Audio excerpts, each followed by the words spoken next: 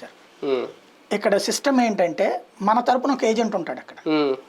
ఆ ఏజెంట్ కి మనం చూపించి ఓటేయాలి పార్టీ తరపున. మన పార్టీ తరపున ఏ పార్టీకి ఆ పార్టీ తరపున అభ్యర్థి తరపున ఏ అభ్యర్థికి ఆ పార్టీ అభ్యర్థి ఆ పార్టీ ఏజెంట్ చూపించాలా? ఆ పార్టీ అభ్యర్థి ఆ పార్టీ ఏజెంట్ చూపించాలి. చూపించినప్పుడు చూపించి వేయాలి. వేసినప్పుడు అందులో కనుక వేరే పార్టీకి వేస్తున్నారంటే వెంటనే ఈ ఏజెంట్ ఎన్నికల అధికారి ముందు కంప్లైంట్ చేయొచ్చు. ఆ ఓటు వ్యాలిడ్ కాదు, ఆగిపోతుంది. ఇది దీని మీద సుప్రీంకోర్టు దాకా ఛాలెంజ్ చేశారు. చేస్తే సుప్రీంకోర్టు కూడా పార్టీ ఫిరాయింపులు ఇట్లాంటి దాన్ని ఎంకరేజ్ చేయొద్దు, ఇది చట్టమే తీసుకురావాలి మార్పుల ద్వారా, కాబట్టి ఆ వ్యాలిడ్ కాదు అన్న దాన్ని యాక్సెప్ట్ చేసింది.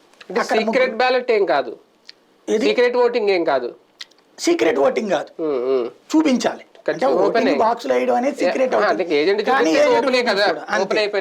ఏజెంట్ కు చూపించడం అనేది ఖాయం అని చెప్పేసి నేను 2-3 ఎమ్మెల్యేలతో కూడా మాట్లాడాను. నేను చూపించిన వేస్తామండి అని కూడా చెప్పాను.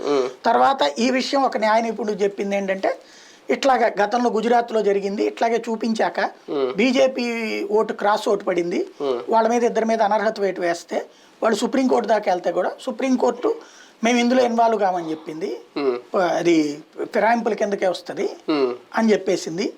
అది ఓటు హక్కు ఏది హక్కు కిందకి రాదు, సీక్రెసీ కిందకి రాదు దీంట్లో అని చెప్పింది, పార్టీ ఫిరాయింపుల కిందకే వస్తుంది అని చెప్పింది. పార్టీ ఫిరాయింపుల కింద చర్య తీసుకున్నారు వాళ్ళ మీద అనేసి చెప్పారు.